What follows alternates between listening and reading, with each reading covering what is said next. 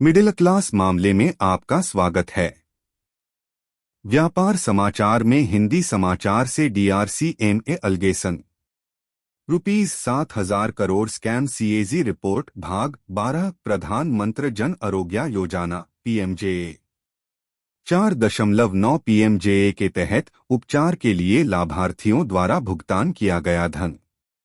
PMJA का इरादा सेवा के बिंदु पर लाभार्थी के लिए स्वास्थ्य देखभाल सेवाओं तक कैशलेस पहुंच प्रदान करना है, अर्थात अस्पताल शाह और निजी HCP द्वारा हस्ताक्षरित समझौते में कहा गया है कि PMJA लाभार्थियों को उपचार बटा हस्तक्षेप पूरी तरह से कैशलेस तरीके से प्रदान किया जाना चाहिए। अस्पताल में एक मरीज के प्रवेश के बाद सभी नैदानिक परीक्षणों, दवाओं, प्रत्यारोपण आदि के लिए व्यय अस्पताल द्वारा वहन किया जाना है, क्योंकि उसी के लिए लागत संचयी पैकेज राशि में शामिल की गई है। हालांकि ऑडिट में ऐसे उदाहरण देखे गए जहां मरीजों को PMJA के तहत उनके इलाज के हिस्से के रूप में भुगतान करना पड़ा।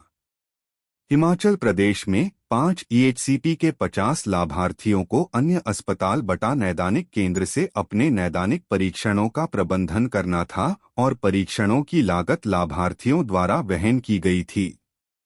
शाह के साथ खर्च की राशि उपलब्ध नहीं थी। जम्मू और कश्मीर में 10 सार्वजनिक EHCP में 459 रोगियों ने भुगतान किया 43.27 लाख रुपए शुरू में अपनी जेब से, जिसके लिए बिलों की पुष्टि करने के बाद रोगियों को प्रतिपूर्ति की गई थी। 75 रोगियों को 6.70 लाख रुपए की प्रतिपूर्ति की जानी बाकी है।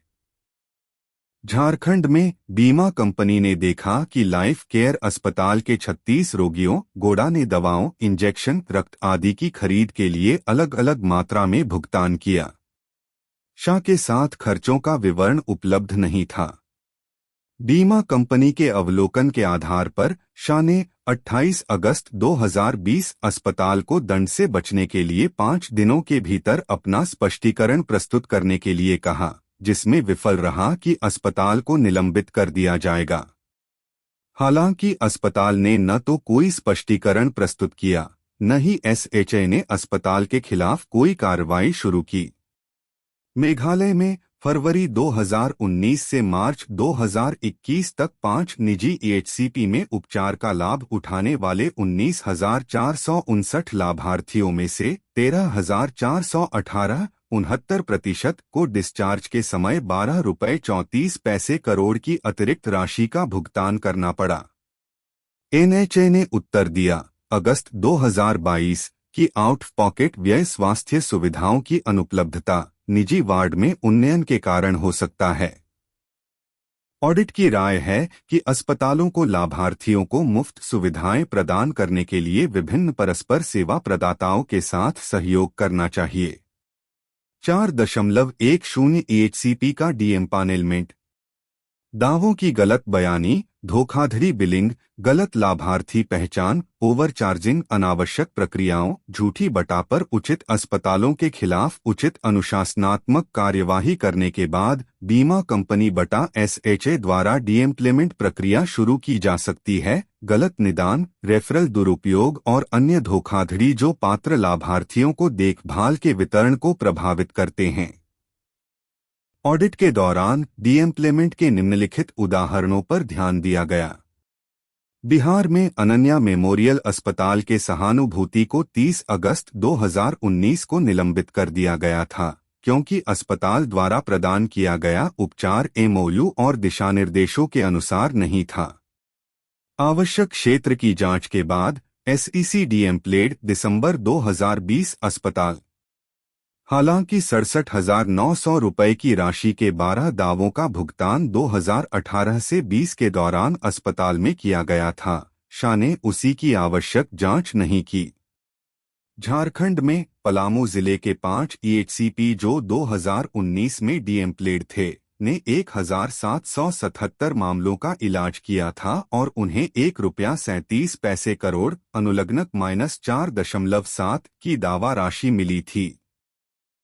शाह ने दिसंबर 2018 में पलामू के एक अस्पताल को डीएम्प्लेड किया, लेकिन अस्पताल ने इसका नाम बदलकर आशीर्वाद हॉस्पिटल हॉस्प 20P92995 कर दिया और फिर से लागू किया गया और 2 मई 2019 को इसे बंद कर दिया गया।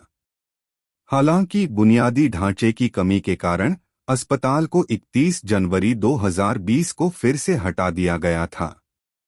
इस प्रकार एक ब्लैकलिस्ट किए गए अस्पताल को जून 2019 से सितंबर 2019 के बीच 130 रोगियों को फिर से तैयार किया गया और इलाज किया गया और 25 मामलों में 1.72 लाख रुपए का भुगतान किया गया।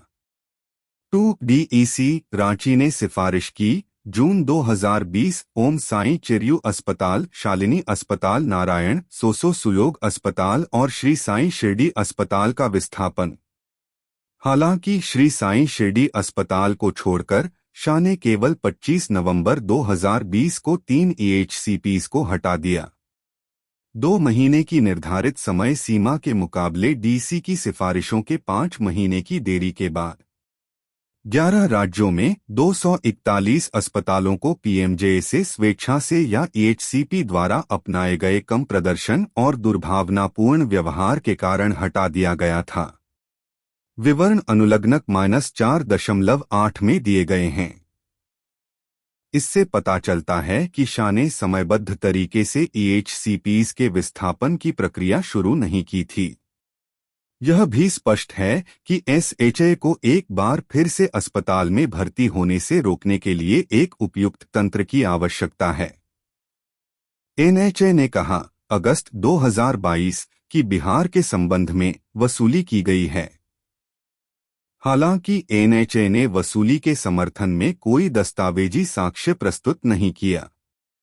झारखंड के संबंध में NHA ने कहा कि राज्य लेखा परीक्षा कार्यालय ने लेखा परीक्षा अवलोकन को तैयार करते हुए गलत पत्र का उल्लेख किया है, लेकिन NHA ने अपने दावे के समर्थन में कोई दस्तावेज प्रस्तुत नहीं किया। इसके अलावा NHA का जवाब अन्य शास के बारे में चुप था। 4.111 से अधिक अद्वितीय ID का आवंटन।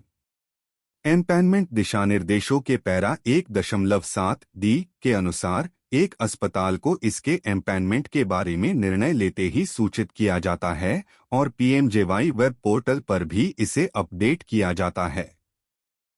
अस्पताल को SMS बटा ईमेल के माध्यम से अंतिम निर्णय की सूचना दी जाती है। यदि आवेदन स्वीकृत हो जाता है तो अस्पताल को PMJA के तहत एक अद्वितीय राष्ट्रीय अस्पताल पंजीकरण संख्या सौंपी जाती है। झारखंड में धनाबाद में 1 EHCP और रांची में 7 EHCP को अलग अलग पहचान के साथ SHA द्वारा 2 बार सहानुभूति दी गई थी, हालांकि EHCP के स्थान समान थे। तमिलनाडु में सरकारी बटा निजी नेटवर्क EHCPs के डेटा विश्लेषण से पता चला कि 57 EHCPs को 2 या अधिक विशिष्ट ID आवंटित की गई थी। शाह द्वारा 1 से अधिक ID के आवंटन से समय पर प्रसंस्करण और दावों को स्वीकार करने में देरी हो सकती है। अवलोकन को स्वीकार करते हुए NHA ने अगस्त 2022 कहा कि EHCP में प्रत्येक विशेषता को एक ही अस्पताल में एक अद्वितीय ID के खिलाफ टैग किया जाता है, जो एक बार PMJA के लिए सहानुभूति रखता है। NHA का उत्तर स्वीकार्य नहीं है क्योंकि एक ही EHCP में केवल एक अद्वितीय ID होनी चाहिए। कृपया वीडियो को लाइक करें। कृपया चैनल को सब्सक्राइब करें। कृपया वीडियो को अपने दोस्तों और रिश्तेदारों के साथ साझा करें। देखने के लिए धन्यवाद।